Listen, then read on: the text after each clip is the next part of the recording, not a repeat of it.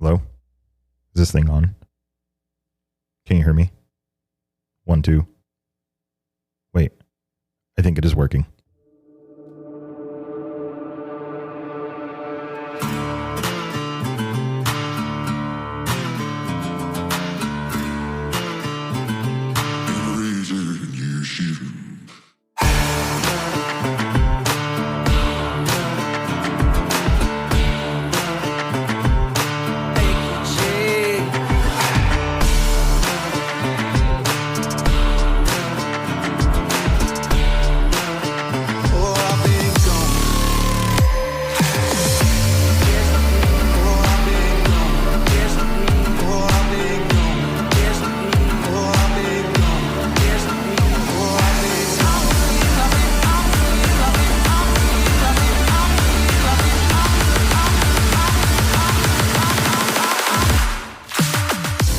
What is going on, guys? It is time for another episode of the Chasing Waypoints podcast, and we are back. Man, it has been some time off. It has been a month, more than a month officially. 0311 was the last episode that we did, but we are back, and well, you know, batteries recharged. A lot of stuff going on. SoCal Rally. And all sorts of fun stuff. Hey, guess what? Episode 195. That is 195 episodes officially. Because there's a few, sneak previews in there. So I think we're above the 200 mark. But that is not why we are gathered here today. We are gathered here today to reintroduce the show. And we are back. And I'm excited about it. I was going to do the YouTube thing, but I'm like, you know what? Let's go OG. Let's go back to the roots. Hanging out with you guys here. Spotify, Apple Podcasts, YouTube, music, and a bunch of other channels. Oh, look. Apple Podcasts says it's officially 205 episodes. Well, I'm calling it 195, episode 195, so let's talk. Got a few things going on. How's everybody been?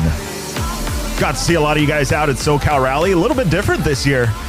It was awesome to see how much it has grown, and it is absolutely a blast. Let's turn down the party a little bit. So lots of fun. I think we'll back into this whole thing because, man, we got some ground to cover. I think last time we talked, I was getting ready for SoCal Rally, prepping the Project 501 and getting that ready. And we'll talk about the express parts delivery brought to you in part by Mason Klein of Core Off Road. And Ryan Norino. So, all right. So backing it up right now as we speak, it is day number 2 of the Sonora Rally School going off right now. We're keeping an eye on them on tracking. Roto and Darren running that one. My dad and uncle out there also supporting the Rally Comp team and making that happen. So very awesome to see that. Seems like everybody's having fun. I saw a lot of clean runs yesterday. A little bit of, a couple people riding off into the sunset, but well, it is rally training and that is how it's supposed to happen. You're going to have a couple of those or many of those if you're me at SoCal Rally this year, but it was a lot of fun. So that is going on right now. Sonora Rally School. Got a lot of stuff coming up. We're getting ready to get into the spring season. Portugal just finished up and that was exciting. Skylar Howe's out there. Skylar Howe's birthday today, Sunday, April 14th. So happy birthday to him. And I am sure he's out celebrating and having some time. You know, he is back officially. We did have him out at Portugal finishing that rally up. Tasha Shirey also on Tasha Shireen. I will promise by the next episode, I will know how to pronounce that properly, but Tasha finishing up the rally on the podium, bringing it home for the rally team HRC. So very, very nice win there for the Monster Honda team. That was, and it looked like we were taking bets if they were going to bring the outboard motors out because it looked like they had a lot of rain this time around. So, but it looks like it was a lot of fun. The terrain looked awesome. I think that it was, it looked, at least from the highlights that I saw and some of the pictures that I saw, that it was definitely a fast one. But, you know, hey, we will see that as it goes for rally. So let's back it up a little bit further and let's go into SoCal Rally. SoCal Rally went off. That was awesome. 4 days of road books. and even a calibration loop. So I guess you could count that as 5 days, but that was a lot of fun.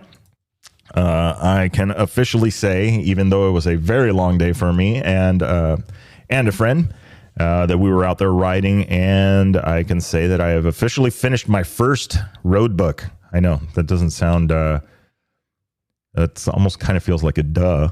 Shouldn't that happen? But well, this roadbook in particular, consisting of about a little over 200 kilometers, 220 kilometers. The author, none other than Brendan Crow on that one. It was very awesome to see. If you guys saw the pictures on the Chasing Waypoints Instagram, I posted a couple of pictures. Going to post one here in a little bit as well. But absolutely awesome. Just the right, I mean, like literally like the perfect amount of, I guess I could say rain came in before the event. No rain during the event except for Saturday where it was looking a little gloomy there. And we did catch a bit of rain in the morning. And then, Sunday again, looked like it was pretty tame and not too bad. Not too cold either, which was nice to see. New location for this year's event. Very, very awesome. Or this year's ride or gathering. I don't know what you want to call it. But had a lot of fun with that one. Very, very challenging. A lot of things going on in these loops. It was pretty awesome to see how they were divided up, the rockier, harder terrain to one side, the more open desert stuff to the other side, lots of sand washes. And I guess the benefit of being a little bit slower and riding out in the desert was the sunset. We got an amazing, absolutely amazing sunset on the way back, headed into let me mute that, on the way back to the bivouac. To finish up the stage. Very nice. Finishing up right at dusk. I think we were one of the last ones to get back to the bivouac.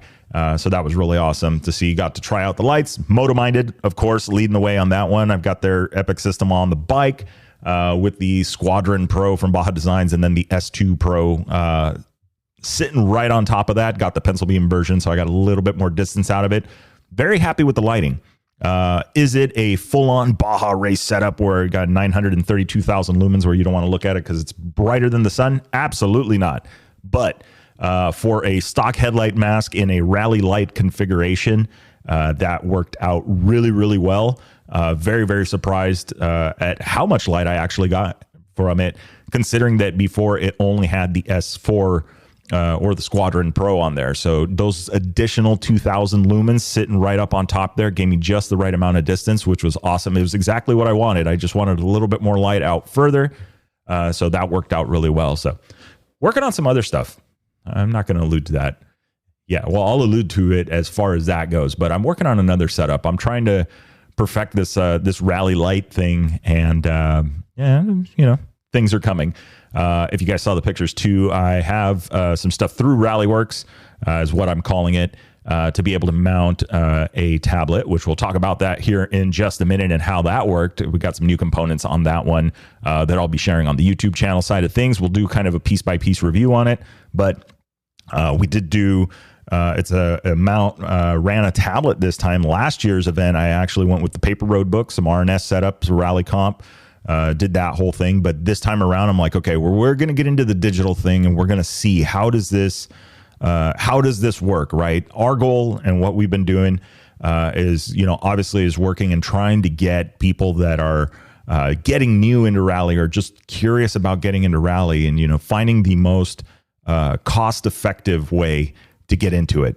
So very important, to see the sport grow and more people want to find out, hey, we've got rallies going all over. We've got a big presence now from the US. We've got, this guy, Ricky Brabeck, who has now officially won the Dakar Rally twice, doing it. So there's definitely a lot more interest. I'm still seeing the questions come through. The training is going on, all of these little things that are happening. And so more than excited and happy to help bring new people into it.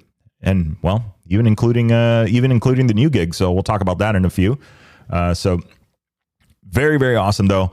It was great to see everybody out there. It was pretty cool. Everything was just scattered out, everybody hanging out, talking, had my dad come out, the neighbor came out, another friend. We were just hanging out, the barbecue, all that fun stuff. So it was very, very awesome to see that. And just how many people were involved, seeing the growth and everybody talking about it. And it was just absolutely awesome. Cannot talk highly enough about that. So hopefully we will see this for the next year. and how that one goes. But hats off to the team that put it together. It was an amazing event. So very, very well done. Even got a chance to talk briefly with Willem Avenant. If you guys have been seeing that, I've got an actual phone call with him tomorrow. Today's Sunday, April 14th. You guys will be hearing this in a little bit, but talking to him tomorrow, we're going to be doing another episode of the Decoding Dakar, as well as a review, the Abu Dhabi Desert Challenge that he just finished up not too long ago. So if you guys aren't following him, you want to check the link in the description, find out a little bit more about the Decoding Dakar thing, because he is starting from the beginning. If the question has ever come up, like, how do I race the Dakar? Well, he is going through it and catching up. You've got the new point system that they got to compete with to try and get into the event. There's a few different things going on. So very interested in seeing how this progresses and bringing those episodes to you guys. So very awesome there. Let's see here. Okay, let's talk a little bit about the technology. So going into the SoCal Rally last year, it was one of those things that I'm like, okay, well, we're going to go with the standard roadbook setup, paper, do the whole thing, taping and all of that, which I still ended up getting a setup. Paper is still going to be the most widespread use as of right now. Tablets are coming. They're coming in hot. They haven't figured it out quite yet for the actual Dakar Rally. They've tried it. They've got a few different things, but from my understanding, still the reviews are not good enough to say that they're going to switch from paper to that. So we'll see how that goes with a lot of new options coming. But I figured, okay, this year we're going to try a tablet. We're going to do something a little bit different. If you guys saw my setup last year, I had it right on the bars, moto-minded stout mount directly to the F2R plates, the Rally Moto Shop mounting plate, everything just kind of set up right on the handlebars, right on that pivot point, not swinging way out of there. Race application, it's a little bit far down to take a look, glance down, see the map, and then look back up. But I'm not racing. I'm out basically verifying road books. So it's not like I'm, needing to be competitive and, I'm holding it wide open. I can actually slow down and not have any issues with that. So I decided to, this time around, I'm like, okay, well, I want more clearance. I want more distance between my chest and the bars. And we're able to do that. I was able to get that set up, again, using the Moto-Minded Stout mount as the base, as the platform for it, because that seems to be, having that amps pattern and then having that ability to slide that top plate back and forth a little bit to adjust just works. It's exactly what I needed to do what I needed to do. So based off of that, created a mount, through the RallyWorks side of things, and was able to mount up a Galaxy Tab Active 3 with it and use that as a tool. Now, there was something kind of unexpected that happened. One, daylight visibility. That is the biggest topic right now in tablets. Absolutely the biggest tablet topic. I'm going to get tongue-tied saying that a bunch of times, but that has been one of the biggest things that I've seen, at least with tablets, right? I mean, yeah, the IP67, it's waterproof up to 9.32 miles or whatever, all of these other things and dust proof and this and that. But the end game, the end thing that always kind of seems to draw the line in the sand is how bright is it and can you read it in the sun? Most tablets are going to struggle with that. Willem Avenant has introduced the Rally tab. He's got one that's spec'd out to what he wanted. And the thing is good. It's very, very close in maybe some situations, but no tablet is exempt to that as of yet. It's basically, that's the standard. And then you start going downhill from there. There are things like the Ico Tower 1. There are some things coming from RNS and F2R. There are tablets coming, but how readily available are they right now? They're pretty much unobtainium. But if you were so inclined and you needed a tablet and you wanted to get started in something, you could go to the link in the description and you could go right into the stores and find a tablet. A rugged tablet will do the job. And I was happy with the Tab Active 3 because, one, it is readily available. Two, the price tag isn't astronomical. And the battery life is pretty good. Screen's pretty good. pretty bright. You can see it. The way I have my setup, I kind of, block the sun anyway. And so it was fairly easy to read the whole day. I didn't really have any issues. But then again, I'm not racing. So it's not like I'm like, oh my God, I couldn't see it for that 1 second. It's okay. I can let off the throttle. Well, who am I kidding? I'm not riding fast enough to even say let off the throttle. But it was, in the end, it worked. It did the job that I needed it to do, and it worked well.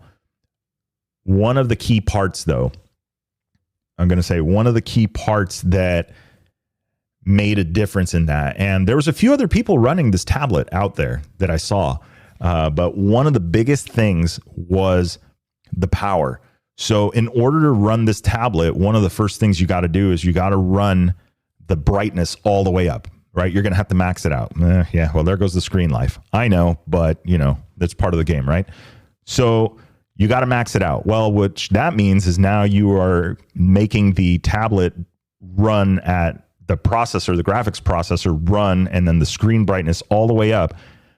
You're putting a load on this thing. And so the biggest thing that I saw, and I had a few people mention this, was the power issue that they were running, that the charging system that they were using was not keeping up with the demand. And that is, well, unfortunately, it's kind of a bummer because you're only going to get a couple of hours out of this. And well, if you guys know roadbooks, and if you're me, you're going to be out there the whole day. So that turned into an issue for a few people. And only after the second person mentioned it, I'm like, well, wait a minute. And then I look and I'm like, I've been at 100% all day. If I unplug it or turn it off, I'm just sitting and watching the battery drain, but I'll maybe lose like 6 or 7%, stop for gas, stop for food, that kind of thing, stop to have a drink of water. I mean, par for the course, right? If you got the thing set up to max brightness. I was also, and I'll talk about this a little bit more, but I was also running another program in the background that was helping me. So we'll talk about that in a minute. But in this particular case, basically what saved my butt was I'm running the Gamber-Johnson plate or the dock for the Tab Active 3. Now, I'm kind of giving away the recipe to a lot of these things. I do have some videos and some things that I'm going to do on each specific component. But what I'm trying to do is you guys, the listeners, try and give you just a kind of a quick picture of what I'm running and the whys behind it. So that if you're in that, you can jump on it because it was the way to go. So anyway, the Gamber-Johnson mount that I found, there was two big things for me on that one. Well, one was, first and foremost, RAM mount. Everybody has heard of RAM mounts. Everybody uses the RAM mounts, a 1-inch ball type setup, yada, yada, yada. Well, their mount or their clip for the Galaxy Tab Active 3 includes the recess or like a step up to allow for the backing or the QR reader. I don't know, something that goes back there. And what it does is it ends up adding thickness. I think it adds about 3/4 of an inch to the back of the tablet of dead space, right? Of stuff you don't need. And I'm like, well, my goal is to get this thing as flat as possible. So this does not work for what I'm trying to do. Okay. So once I figured that out, I was like, okay, well, let's take a look around. And I stumbled across the stuff from Gamber-Johnson. They use the pins on the side of the tablet to charge it, not the port at the bottom of the tablet. So that worked out really well. Well, they include their own power converter to be able to plug it in to it. And that was the secret sauce. That is what actually kept the tablet running the whole day. No problems. Every time I looked down, it was at 100%. There was never any issue. It was always at max brightness. It worked perfectly. And so it's not like the screen was turning on and off or, like when you mess with it, which I still got to figure out. All right. Who knows how to turn off the auto screen rotation on those?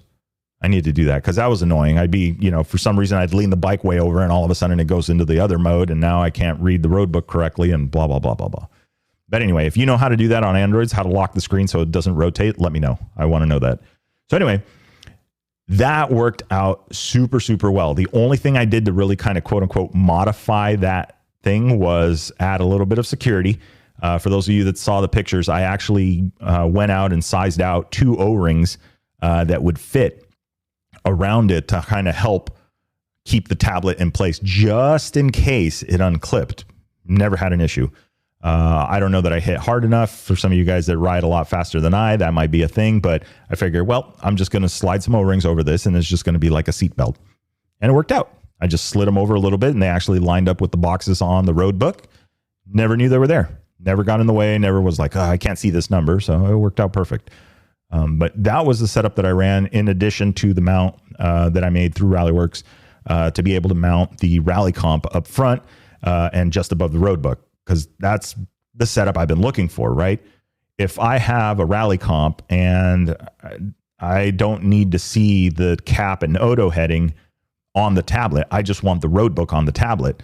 And then if you're OCD like me, you want to see that, but then you also want it to scroll smoothly. You want it to scroll like a roadbook would and not like skip pages like a PDF reader does.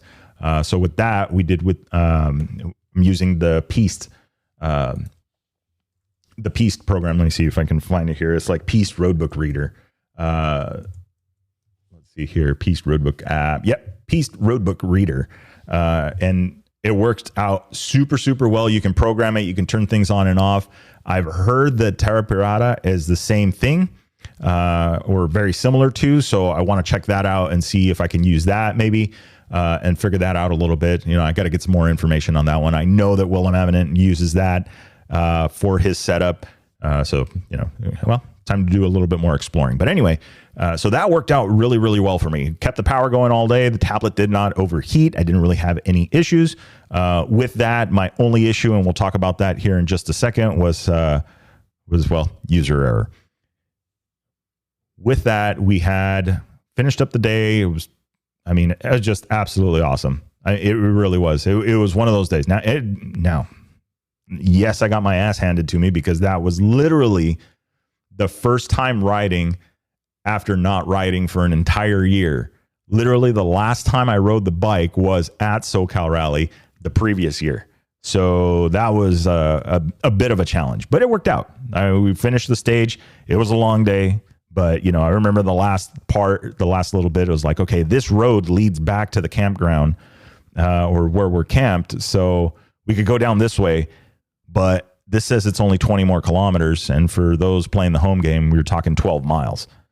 So I'm like, 12 more miles after doing all of this, like we can make it happen. And so I was off. We went and did the whole loop. We came back. And then I just remember getting back onto that camp road or that main road once again, and just the perfect amount of dusk, you know, the perfect amount of light. And it was just like everything just in your head switched. And it was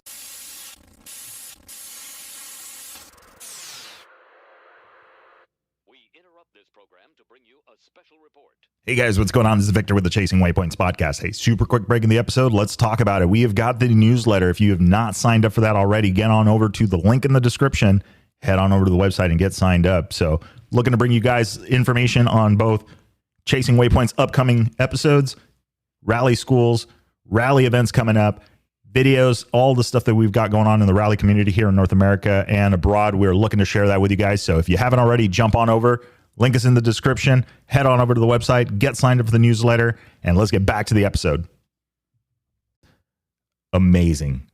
Bike was working great. I did a bunch of changes, even coming into this one, even though I hadn't ridden in a while. But I was absolutely surprised. And I got to say hats off to Mike Crow Performance. Did the suspension on it. You know, I bought the front forks on this, got rid of those 4CS, the 4-chamber system forks that, you know, Ty Davis did a great job on working on this, but I had an opportunity to jump on a set of forks from Crow. As it sat, even I would say undersprung, according to, and he even told me this is probably undersprung for what you're trying to do, but just go ride it first. And I love it. It's really, really, really close, in my opinion, to what I am looking for. I'm not a fast rider, so I don't hit or clip the top of whoops. So I will probably use more travel than the average guy. So I need something that's a little bit plusher that's not going to, hose me in the hand. So, which, by the way, we got some other stuff coming for that, but we'll talk about that a little bit later. I think I want to do an episode on the 501. I have to do an episode, like really go into detail, I think, and I'll probably split it up and put it into YouTube. But because honestly, the bike has been it's been a really good bike. It's a great platform. It's still sought after. There's a lot of people that are still like hold that bike in high regard, except for the front forks. And their parts are readily available ish. So it's kind of one of those things. So we'll talk a little bit more about that one. But anyway, so finished up the day. It was absolutely awesome. Cleaned the trailer, did some stuff. The next day, went out and did the calibration loop. It's still pretty beat. So we just did that one.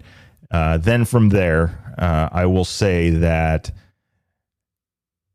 well, we'll just start with the beginning of the day and why Mason Klein's got the fastest parts delivery in the West. So rolling along, absolutely, I'm excited to be out on the bike. I'm feeling good. Just at that right about first few miles where you're starting to get warmed up and everything is good, hitting a couple of things, getting into the corners, stretching the ankles and getting, loose.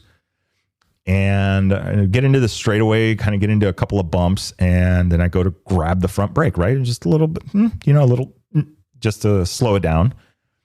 And the lever goes to the bars. I'm going, well, this is not good.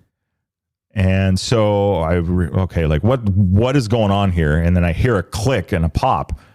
And I go, okay, well, that's really, really not good. And I pull it again, and it's really not. But now I'm hearing like a little bit of some clinking, and I'm like, So stand up, lean back, let the bike kind of coast to a stop, feather the rear brake a little bit. And then I look down and, well, my caliper is hanging there by the last bolt. And I'm wondering what it was. And then all of a sudden it just dawned on me. I'm like, I presented those bolts and I just kind of like give them a quick, 3.2 Newton meter twist and did not, one, put thread lock, which I should have. Two, paint marked them so I know that I had gone through them. And that's the thing with paint markers. Sometimes it's not about did they move. It's about I've been here before. I've been here and I actually did something with this bolt and it's now proper, right? But then the rule becomes you don't put paint marker on stuff you haven't torqued. Yada, yada, yada. So I learned a very valuable lesson there, especially after I relayed said incident to actually Mike Johnson, the Jefe over at Rally Comp. And he goes, people have died from stuff like that. So yeah. And I'm like, okay, yeah, that was very serious. So I got lucky.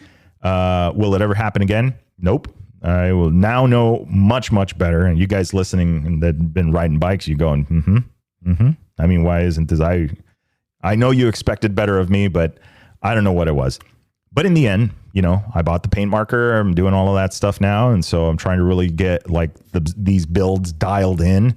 And that's just going to be part of the routine. So I was sitting there, and after walking about probably, I want to say half a mile out and back, trying to find this shiny bolt, I was unable to find one. So I'm like, okay, well, that was it. And by the time I got back, my friend Nick had already had dug into his stuff. He happened to have a bolt, and we were working on it to try and get it done. And then it dawned on me. I'm like, well, Mason hasn't passed me yet, and there's a high likelihood he's back at the campground because I have not heard a Honda at the top of the RPM range yet.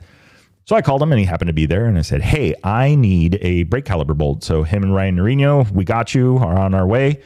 And yeah, I pretty much heard him as soon as he fired off the bike and was ripping our way, which very impressive. 5 kilometers in I don't know how many minutes. I mean, it was, yeah, he was cooking. Very, very talented rider. There's a lot of talented riders out there, but it's awesome to see riders that have led the Dakar and can ride these long distances and how effortless they make handling the bike look. And I want to get there someday. I think that is an important thing because you can ride that much further by having that ability. And I mean, it like, we got the bolt done. We kept going. We kind of started riding in a group, and we would wait. We would get ahead. Well, let me clarify this. Mason would wait, and then we would ride, and then he would catch up to us. And so getting video and stuff like that. But watching him, there was a particular corner, and I happened to stop, and I'm like, I'm on the outside of the corner. This is 101 stuff. You don't do that. So I'm like, all right, I'm going to scoot a little bit forward, and I'm going to watch how he does this. And so sure enough, it's a 90-degree left, kind of flat, slightly sandy, but kind of it's a little bit thicker. It's not a marble sand. It's like a thicker type sand, a little bit thicker of a layer. So you don't really have to worry about the bike just sliding out. Well, sets up, comes into the corner, comes in wide, drops onto the front of the tank, and then a little bit of rear brake, just kind of backs the bike in. And then as soon as he gets out of the apex, bike stands up, quick little clutch, and then the front tire is literally just lofting off the ground for the next, I don't know. It looked so effortless.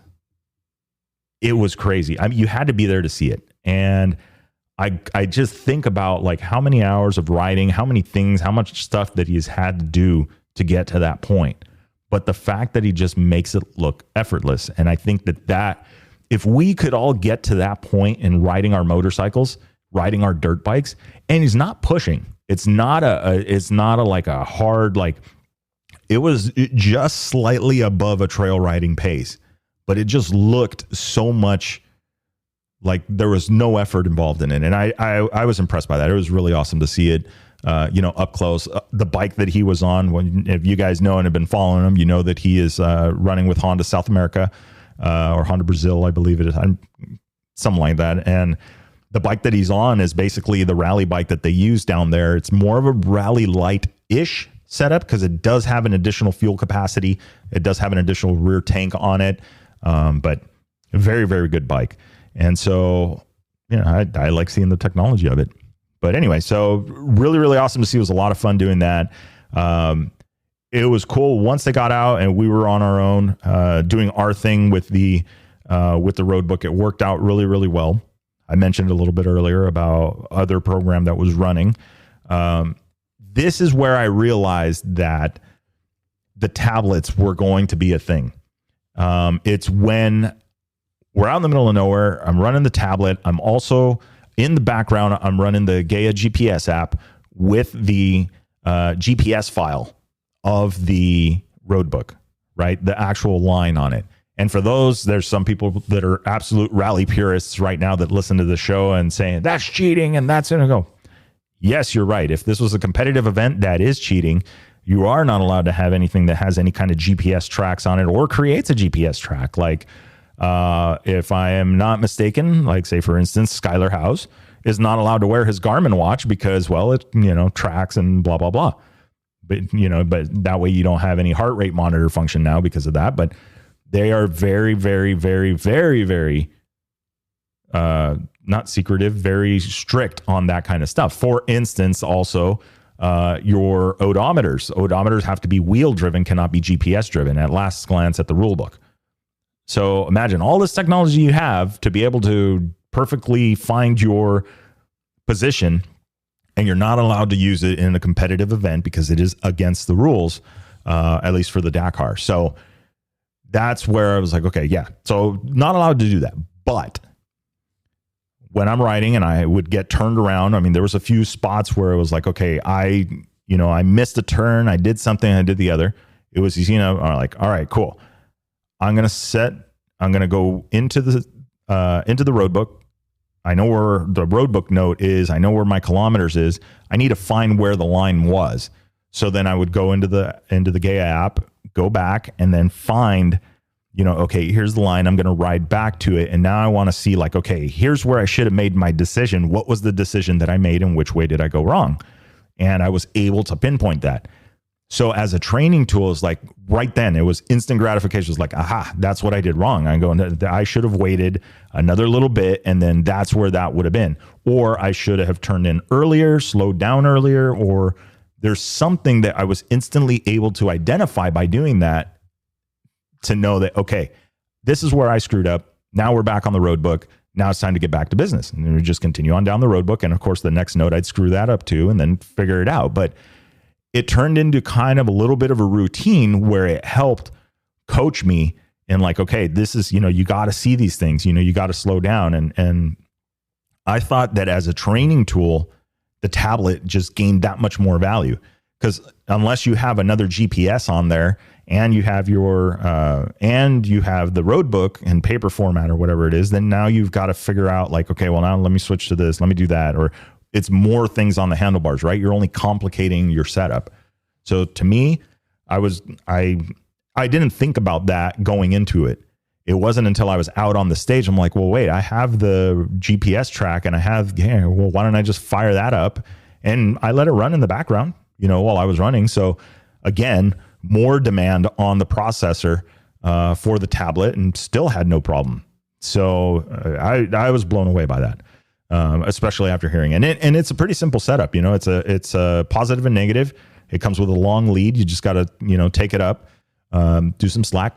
I use in this particular case, I use the Takamoto add a circuit setup that he's got. You plug it into I believe it's the diagnostic port on the bike, and that triggers the relay, which is hooked up to 12 volt power from the battery, and then it fires off the circuit. So then now you have switched power somewhere else on the bike rather than just at the headlight. So that worked out really well because, I turned the bike off.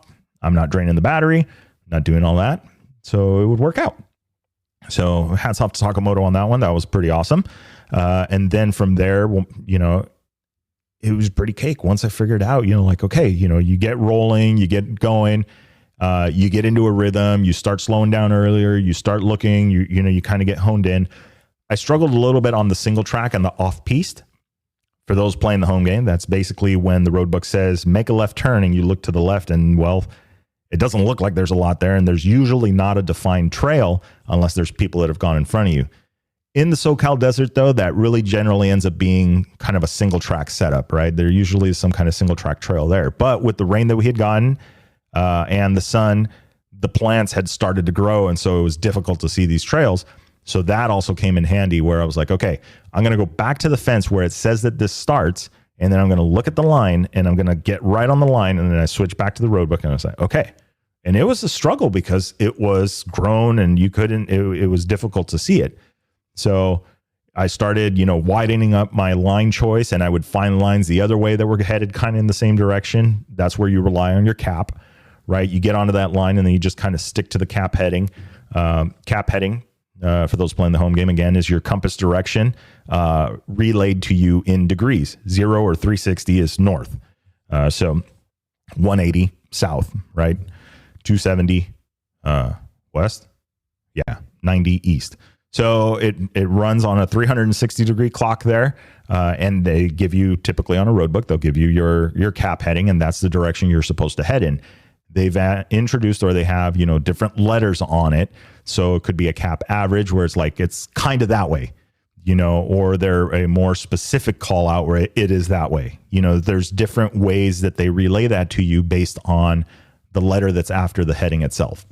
So very awesome to navigate it. They threw in some compound notes, as I'm calling them, where, traditionally in a couple of years ago, it would have been two different notes. They were now into one note, right? Where you maybe change direction after a certain amount of meters, or, there is another turn, or your real turn is over on this, another few meters down. There's a couple of different examples, but it worked. It was awesome.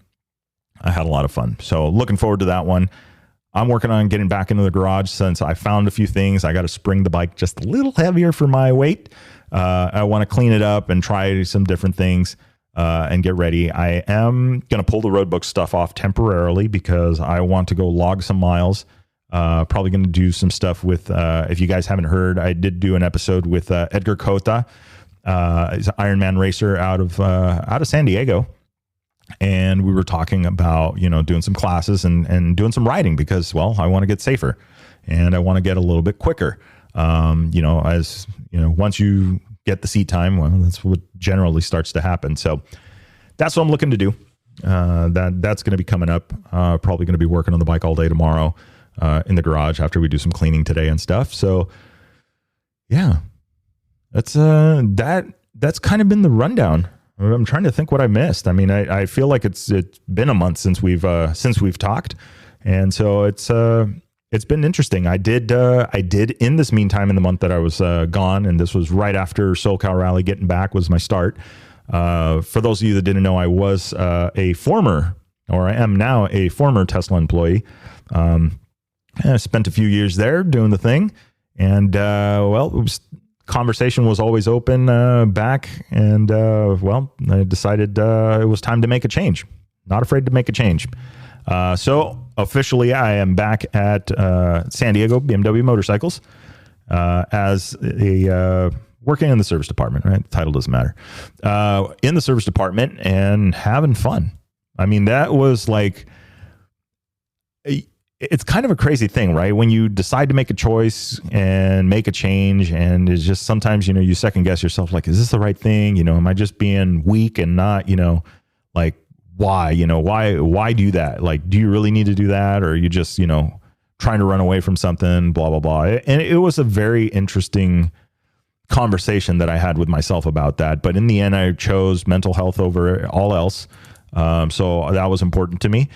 And I ended up back. And when my watch told me that my resting heart rate had dropped by like 6 beats per minute, I was like, okay, maybe this is a sign that is that I made the right choice. But so that's how it went down. That is where I'm at now. And I'm happy to be back in the motorcycle industry, in the adventure bike side of things, especially. So we'll be doing some more of that stuff. We're trying to see. The 790s on the chopping block, and we'll be looking at to replace that with something afterwards once that moves on down the road. But in the meantime, it's like I'm happy to be back in that. So it's definitely a lot of fun, and it's really awesome to see. BMW's definitely means some business. If you guys haven't seen the F900 GS, I've seen a couple of videos of it, but I've actually had a chance to see it in person, sit on it, and I am impressed with that bike for sure. The suspension is nice, being Showa 45 millimeter. You can tell that they've progressed. It was the GS that we wanted back when I originally worked there and had the 850 GS. It's like they went through, they did all of this, but then they just did not go with a decent fork setup. They went with an adequate fork setup, but they didn't go with something that had adjustability that you could really do some more to it. So in the end, I'm happy to see that. We'll see how things progress. If I end up on one of those, we just got to see where the financial side of thing is, because, well, we have to be responsible adults, remember? But I guess anything is a need if you want it bad enough. Right? Wants and needs. Yeah. Anyway. Okay. So I think that's, I don't know. What do you think? I think that's a pretty good stopping point. We've covered a lot of ground. It's the first episode back after a month. I'm excited to see that. I hope you guys have been well and everything has been good. You guys been out riding, got some stuff coming. I'm trying to pare it down and make things a little bit simpler. So, unfortunately there's only 24 hours in the day, and I'd like to use some of those for riding every once in a while. So that is a wrap for today's episode, guys. I really appreciate you guys sticking with us. I hope you guys enjoy the episode. Looking forward to do more. And hey, if you got show ideas, you got anything like that, hit us up. You know where it is. Instagram at Chasing Waypoints. Or you can also drop us a line via the website. And if you haven't already, you're going to want to sign up for the newsletter. We are starting in on that one. If you haven't already seen it, we've got a blog that is going on. Lizzie's got a post up there that you're going to want to check out, doing a profile on one of the competitors / mechanics with the off-piste adventures. And yeah. So anyway, with that being said, guys, remember, shiny side up, and it will make sense when you get there. Enjoy the ride.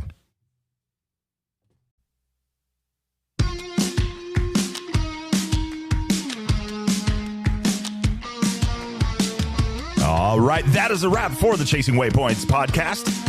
Hope you guys enjoyed the show. Looking forward to our next one coming up. Remember, if you are out riding, do not forget to tag us at Chasing Waypoints. Hashtag Chasing Waypoints. And if you haven't already, get on over to the website. Get signed up for the newsletter, The Bivouac. North America's Rally Raid and Adventure Riding newsletter. Hey, let's have some fun. Let's find out what are you guys up to. Let's get you featured. If you're a brand and looking to get supported, get some eyeballs, get some ears on your business, absolutely hit us up. Send us a message at podcast at Chasing Waypoints. But anyway, that is a wrap. Remember, shiny side up. See you guys.